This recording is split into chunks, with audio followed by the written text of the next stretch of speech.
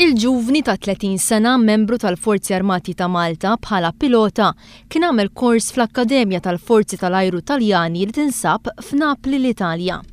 Kors li temp suċċess u li bih gradwa bħala pilota, tant il-lum itajjar l-ajruplan King Air B200 li jintuża għas-Search and Rescue mill-Forzi Armati ta' Malta. Fl-Italja b'dan il-kors wieħed jikkwalifika għal rank ta' uffizjal. Lura Malta dan il-ġuvni talab biex minn rank ta' Warrant Officer Class 1 jiġi elevat għal rank ta' uffizjal u dan skont il-proċedura kif stabilita fl-Italja għal membru ieħor tal-Unjoni Ewropea. Fil-protest intqal li minkejja li l-ġuvni għamel kull sforz biex il-promozzjoni mistħoqqa lilu tingħatalu, sal-lum baqa' ma natax din il-promozzjoni minkejja li issa għaddew aktar minn 10 snin mill-kors li temp suċċess.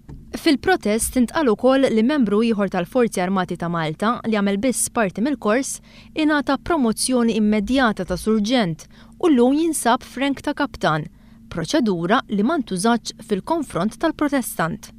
Il-membru tal-Forzi Armati ta' Malta li ressaq il-protest kontra l-Prim Ministru kontra l-Kmandant tal-Forzi Armati ta' Malta qed jitlob li jingħata rimedju għad-danni kollha li sofra kawża ta' dan l-aġir. Il-protest ġie ffirmat mill-avukat Angelo Farrugia.